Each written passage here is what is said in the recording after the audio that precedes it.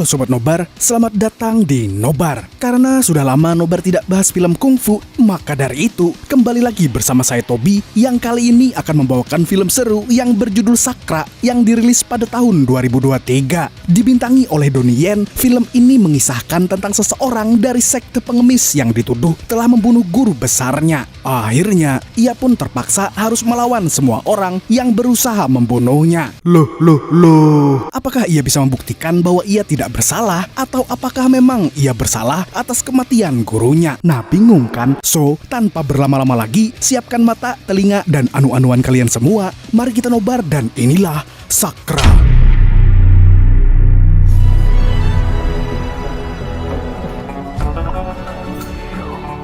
Cerita dibuka dengan memperlihatkan perjalanan kehidupan bayi yang terbuang dan ditemukan oleh kedua orang miskin yang akhirnya mengadopsinya menjadi anak mereka. Bocah itu kemudian tumbuh menjadi anak yang patuh pada orang tua. Ia juga belajar pada seorang Shaolin legendaris yang membuatnya mempelajari jurus-jurus yang tak terkalahkan pada saat ia masih kecil.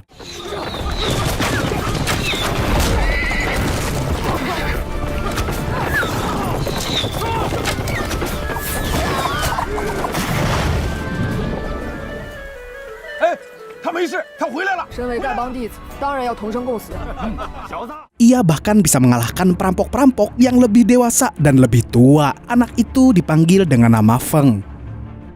Beberapa tahun kemudian, kita diperlihatkan dengan seorang perampok yang datang dengan membawa sebuah gerobak budak. Karena lapar, sekelompok perampok memutuskan untuk singgah dan memesan seonggok cireng. Ternyata di sana sudah ada Feng yang mengetahui bahwa mereka baru saja menculik seorang pangeran. Seperti protagonis-protagonis kita di film Nobar, Feng memutuskan untuk menyelamatkan pangeran itu.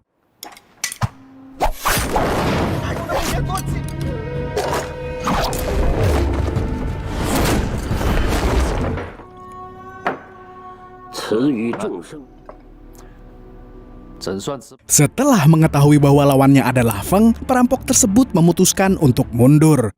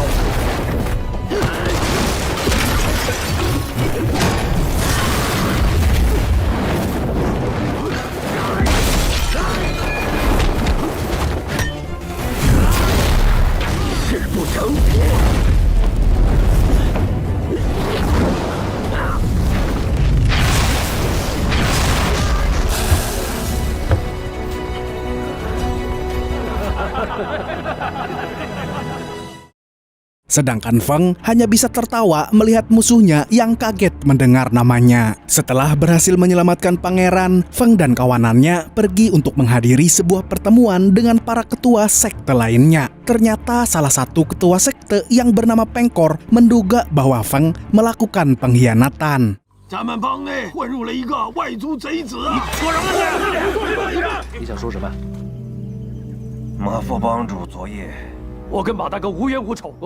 Feng dituduh membunuh salah satu kakak tertua dari sektenya. Pengkor menunjukkan sebuah bukti berisikan surat terakhir yang ditulis oleh kakak iparnya sebagai saksi yang melihat Feng melakukan pembunuhan itu. Di sana juga ada istri dari kakak tertua yang dibunuh oleh Feng yang akan kita panggil dengan Kara. Tiba-tiba, kakek tertua pemimpin sekte mereka datang ke sana. Di sana, kakek tertua menjelaskan fakta bahwa Feng ternyata adalah bayi yang dipungut dari bangsa Hitan. Jadi Feng harusnya tidak mempunyai dendam apa-apa terhadap kakak tertuanya. Bangsa Hitan adalah bangsa yang sangat hina dikarenakan mereka tidak mempunyai rumah dan terpaksa harus mengembara ke negara-negara lain. Semua orang yang mendengar itu terkejut bukan main. Mereka menyadari bahwa pahlawan yang mereka puja-puja ternyata berasal dari bangsa yang sangat hina. Kawanan pengemis Feng mencoba membelanya dengan cara mengorbankan darah mereka. Tapi tanpa diduga, 你们4位长老，我替你们受。凡事无愧于心。 Setelah itu, Feng memutuskan untuk pergi mengasingkan diri. Dari balik bukit terlihat seorang raja penguasa kerajaan sebelah yang bernama Samedi. Ia dan ketiga anak buahnya yang memperhatikan apa yang dilakukan oleh Feng. Setelah itu, Samedi pun mengutus Lela untuk pergi mencuri sebuah kitab di perguruan Shaolin. Feng memutuskan pulang untuk bertemu dengan kedua orang tua angkatnya. Ia ingin bertanya tentang kebenaran yang dikatakan oleh kakek tertua, tapi ternyata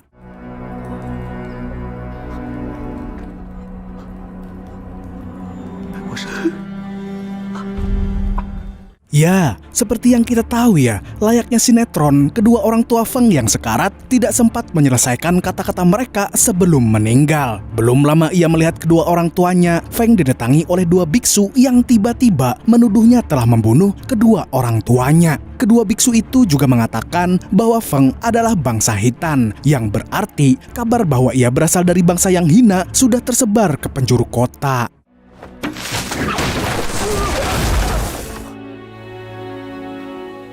Setelah kita diperlihatkan Feng yang sudah memakamkan kedua orang tuanya, scene berikutnya menunjukkan sebuah kuil perguruan Shaolin. Guru besar Feng yang sudah terlihat sekarat tapi masih berdoa ditanyai oleh para pengikutnya siapa yang melukainya. Tapi Guru Feng tidak menjawab karena ia yakin orang itu akan bertobat suatu saat nanti. Setelah pengikutnya keluar, Feng menyelinap masuk ke tempat gurunya. Ia lalu bertanya tentang kebenaran asal-usul dirinya, tapi ternyata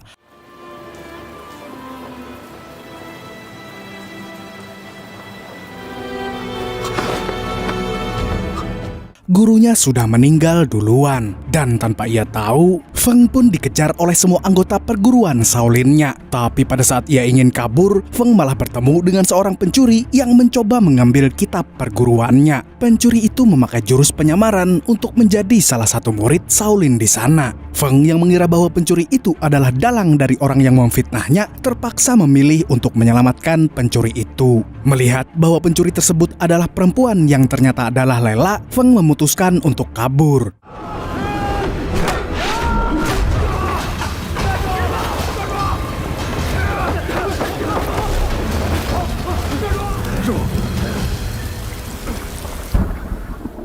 Malam itu, Feng mencoba menyembuhkan Lela dengan ilmu tenaga dalam yang ia punya. Saat Lela sudah sadar, ia langsung berterima kasih kepada Feng dan memutuskan untuk pergi.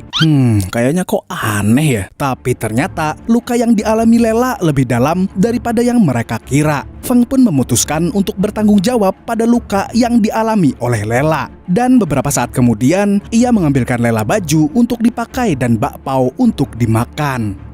Di perjalanan mereka berdua, keadaan Lela makin memburuk karena luka yang ia terima. Feng yang melihat itu menyadari bahwa ilmunya tidak dapat menyembuhkan Lela sepenuhnya.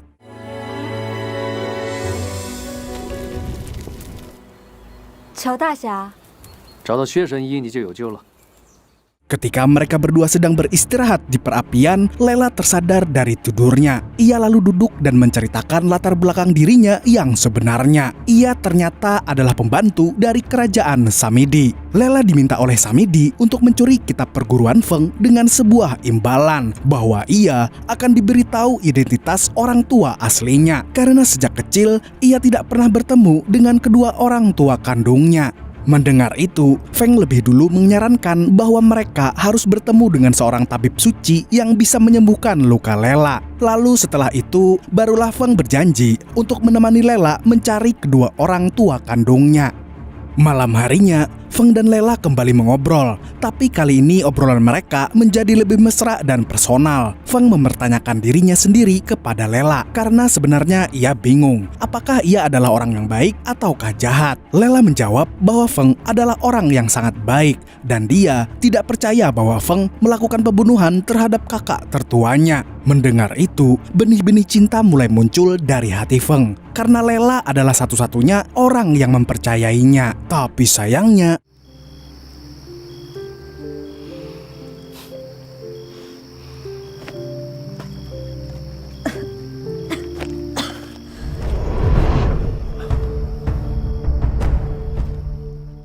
Feng memutuskan untuk membawa Lela ke tempat tabib suci, yang dimana tempat itu sendiri lagi ditongkrongin oleh seluruh anggota sektenya yang lama. Melihat bahwa Feng datang pada mereka pun langsung menyiapkan semua peralatan perang untuk menyambutnya. Di sana sudah ada Pengkor dan Kara, yang lagi-lagi ingin membalaskan perbuatan Feng terhadap kakak tertuanya. Tapi melihat Feng yang datang dengan damai, tabib suci datang lalu menawarkan bantuannya. Karena ia adalah tabib sejati yang mengobati semua orang yang terluka tanpa terkecuali. Namun tabib suci memberikan Feng syarat bahwa jika ia mau Lela disembuhkan, ia harus menukarkannya dengan nyawanya sendiri. Feng yang mendengar itu mengiyakan permintaan tabib suci.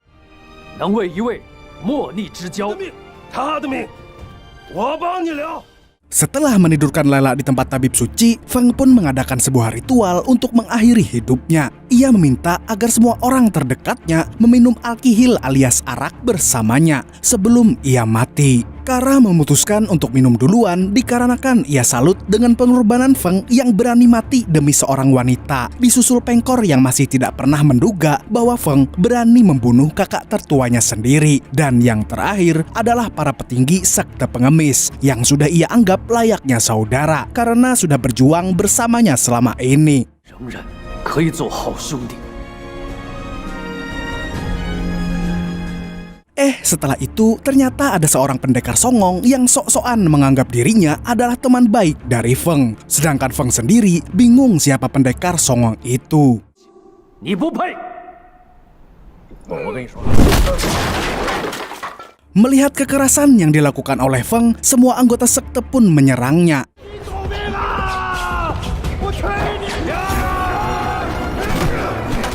Akhirnya terjadilah perkelahian 1-100.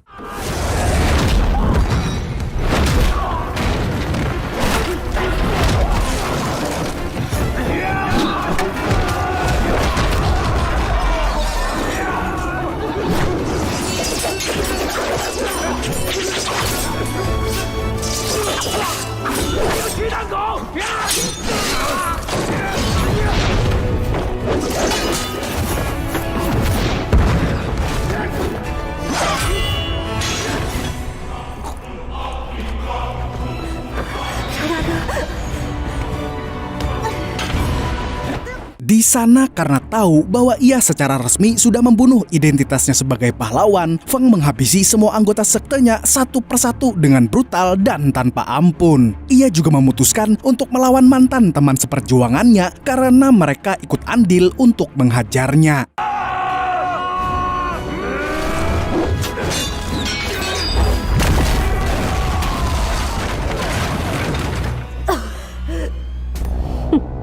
Melihat Feng yang mengamuk dengan buas, Kara memakai kesempatan itu untuk membunuh Lela diam-diam.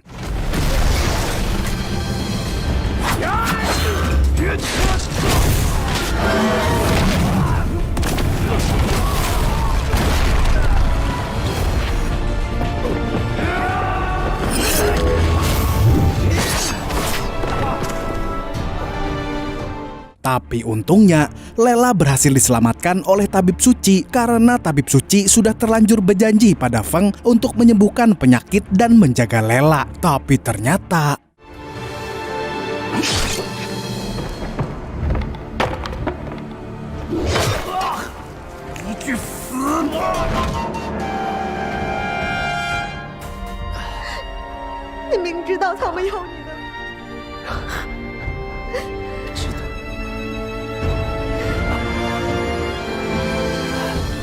Setelah menerima luka dari tusukan tabib suci, Feng tidak bisa menggunakan jurus andalannya lagi. Tetapi semangatnya untuk melindungi Lela membuatnya tidak gentar untuk masih menghabisi musuh-musuhnya. 大丈夫，生做 Ia hanya tertawa dan siap bertarung lagi. Dan seketika itu, 我已经刺伤了他的气骨系的一起杀。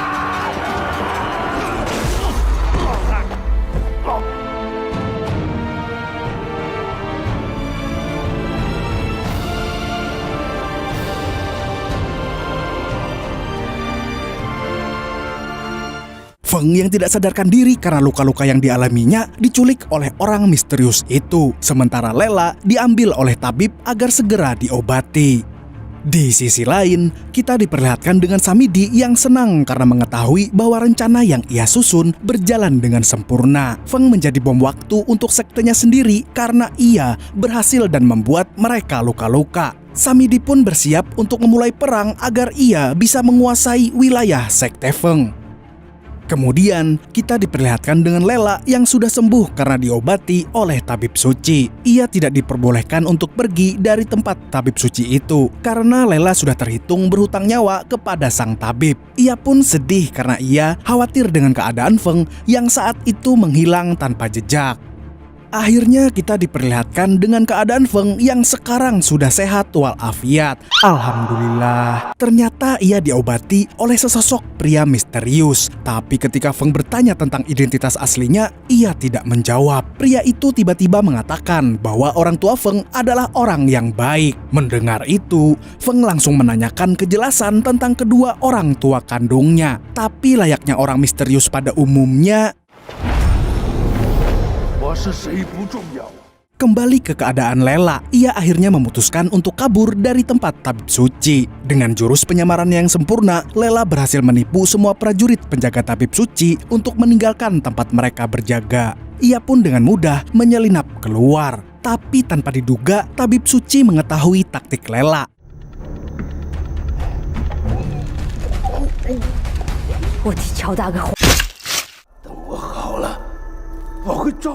Tapi karena Lela sudah menduga apa yang diduga oleh tabib suci, Lela pun memutuskan untuk membungkam kakek tua itu dengan cara membunuh dan membakar kuilnya. Lela pun resmi bersertifikat menjadi pemudi yang kualat.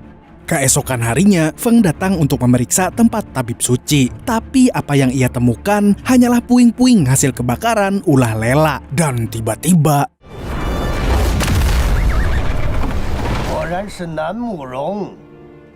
Samidi datang untuk membujuk Feng agar berjuang bersamanya, agar ia bisa mengalahkan semua orang yang tidak percaya kepadanya. Tapi Feng menolak tawaran itu karena ia tahu Samidi bukanlah orang yang baik. Feng pun pergi meninggalkannya.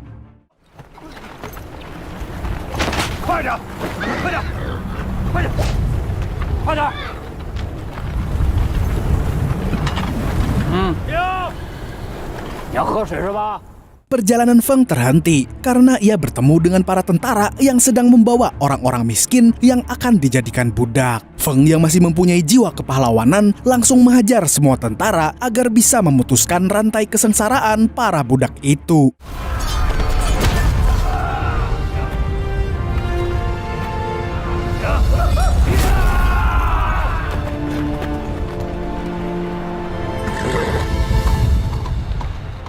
Di sana Samidi yang melihat aksi Feng yang baru saja membunuh semua tentaranya dengan mudah memutuskan untuk kabur. Karena ia tahu bahwa Feng masih mempunyai jiwa kepahlawanan sehingga tidak bisa dihasut untuk memihak kepadanya.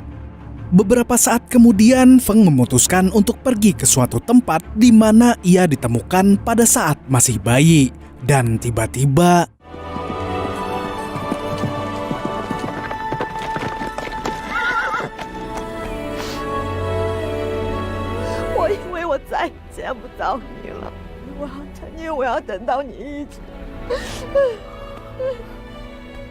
Lela pun menceritakan bahwa ia sudah berhari-hari mencari keberadaannya. Mendengar hal itu, Feng merasa tidak bisa menahan gelora asmaranya lagi. Ia memberitahu pada Lela bahwa ia akan membantu Lela menemukan kedua orang tua kandungnya. Dan setelah itu, mereka akan hidup damai di luar perbatasan kerajaan. Lela pun setuju, tapi Feng meminta Lela agar membantunya untuk melakukan sebuah rencana untuk menjebak Pengkor dan Kara yang menuduhnya sebagai pembunuh kakak tertua mereka.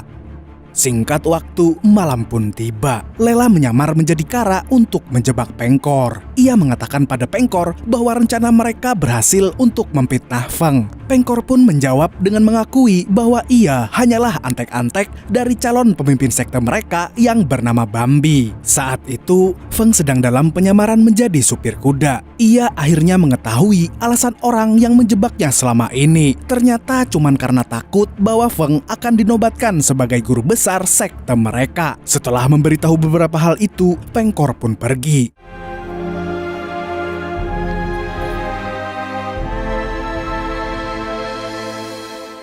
Ternyata ada udang di balik udang. Pengkor ternyata tahu bahwa ia sedang dijebak oleh Feng dan Lela. Karena setelah itu, ia bertemu dengan Kara yang asli. Mereka pun membicarakan tentang rencana mereka yang sebenarnya yang bisa dibilang kali itu berhasil. Dan ternyata Bambi bukanlah orang yang membunuh kakak tertua mereka, melainkan Kara sendiri sebagai istri. Karena ia ternyata mendapatkan KDRT dari suaminya. Di sini kita juga diperlihatkan bahwa Pengkor dan Kara ternyata mempunyai hubungan terlarang. Feng melanjutkan perjalanan mereka ke tempat Bambi untuk membalaskan dendam kesumatnya. Tapi sesampainya mereka di sana, mereka menemukan Bambi yang sedang cekcok bersama istri dan anaknya. Karena Bambi ternyata adalah orang yang suka berselingkuh dengan wanita lain. Anak Bambi yang bernama Lin saat itu sedang marah. Ia membuang liontinnya dan bergegas membunuh Bambi dengan serangan jarumnya. Untungnya secara tiba-tiba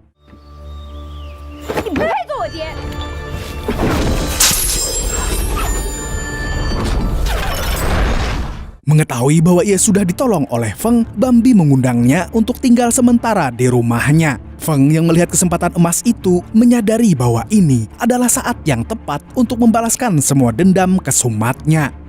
Di rumah Bambi, ia kembali adu mulut dengan istrinya. Tanpa mereka ketahui, di balik pintu ada Lela yang sedari tadi menguping pembicaraan mereka. Istri Bambi berkata bahwa ia sudah lelah dengan tingkah Bambi yang selama ini suka bermain dengan perempuan lain. Ia juga memberitahu bahwa sebenarnya ia pernah menelantarkan salah satu anak Bambi. Karena dia sendiri ingin menanamkan dendam pada anaknya itu agar menganggap Bambi sebagai seorang ayah yang tidak pernah bertanggung jawab. Belum selesai mereka berdebat, tiba-tiba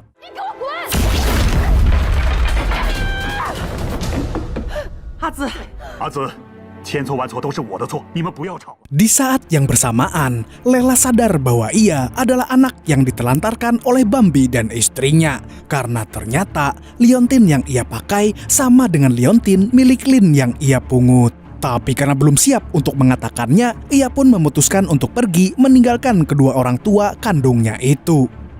Di tempat Feng, Lela tiba-tiba bertingkah romantis kepada Feng karena dirinya sendiri mengetahui bahwa lelaki yang dicintainya akan segera membunuh ayah kandungnya. Lela pun mengatakan pada Feng bahwa ia sangat mencintai lelakinya itu, yang rela merawatnya pada saat ia sakit dan menemaninya pada saat ia ingin mencari kebenaran tentang kedua orang tua kandungnya. Feng pun kembali mengingatkan Lela bahwa kehidupan indah menanti mereka setelah selesai dari sini. Sehabis mengatakan itu, Feng pun lalu pergi untuk membunuh Bambi. Di kediaman Bambi, Feng tidak dapat menemukan Bambi di manapun. Ia hanya bertemu dengan para biksu yang mengatakan bahwa aura dari Feng memancarkan niat balas dendam yang akan menghancurkan hidupnya sendiri. Tapi Feng yang kala itu sedang dilanda dengan kebencian tidak mempedulikan perkataan para biksu itu.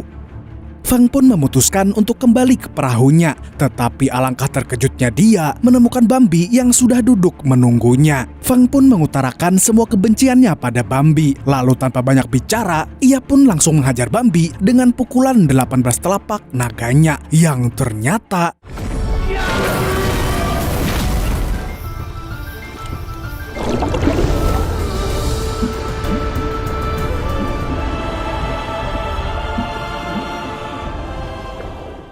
Saat itu Feng akhirnya sadar bahwa apa yang ia lakukan hanyalah sia-sia, karena itu pada akhirnya mengakibatkan orang-orang yang ia sayangi terbunuh oleh tangannya sendiri.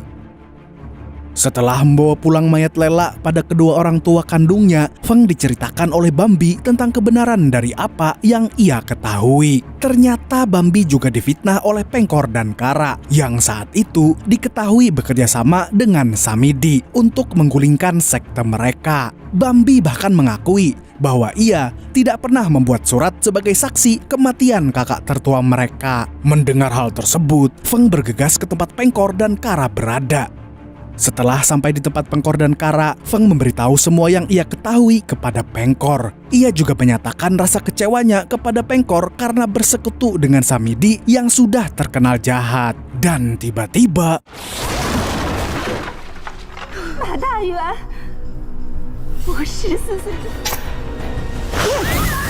Lin yang datang memberikan salam hangat kepada Kara yang mengakibatkan kematian kakaknya itu dengan cara menuangkan minyak panas ke wajah Kara. Belum sempat Feng dan Lin menyiksa kedua orang itu, tiba-tiba dari luar terdengar banyak prajurit yang datang. Pengkor yang mengetahui bahwa Samidi datang untuk menyelamatkannya kabur meminta perlindungan pada Samidi. Tapi ternyata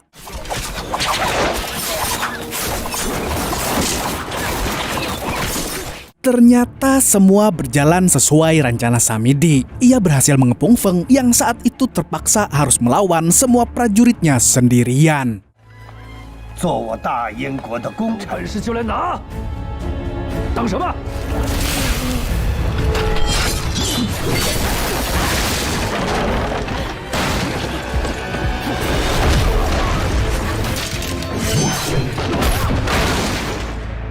走啊！ 我是来帮你的。 Tapi tanpa Samidi tahu, Feng diberikan sebuah pedang oleh Lin. Pedang tersebut adalah pedang dari Bambi yang sudah terkenal sebagai pedang yang berhasil membantai ribuan orang.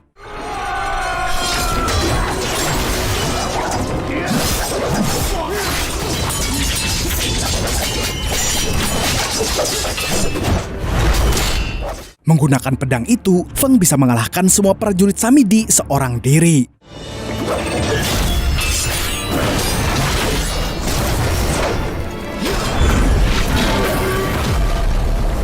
Setelah itu, barulah kita disuguhkan dengan pertarungan hidup dan mati antara Samidi dan Feng. Pertarungan mereka berdua berlangsung sangat intens karena sesampainya ia di suatu wilayah peperangan, Feng diperlihatkan dengan pemandangan yang sangat mengerikan, di mana semua mantan sekte pengemisnya berhasil dibunuh dan digantung oleh Samidi dan prajuritnya. 是一直都有做英雄的执念吗？ Ternyata Samidi menguasai jurus yang bisa melawan 18 telapak naga milik Feng. 方可成。那这执念是对还是错？ Tapi dengan kekuatan kenang-kenangan semua orang yang mendukungnya, Feng berhasil membuka jurus terakhirnya yang bisa membuat Samidi tertotok tak berdaya.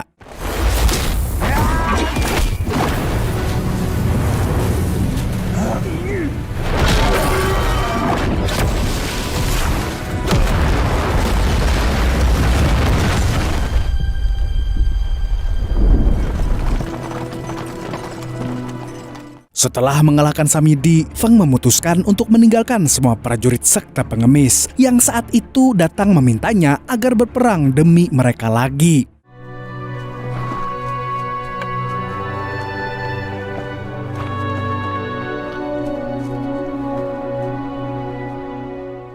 Film pun ditutup dengan memperlihatkan Feng yang sekarang sudah tinggal di perbatasan kerajaan. Ia hidup damai bersama kuburan Lela yang ia makamkan di tempat itu. Kita pun diperlihatkan imajinasi Feng yang membayangkan dirinya dan Lela hidup bahagia sambil mengiring domba.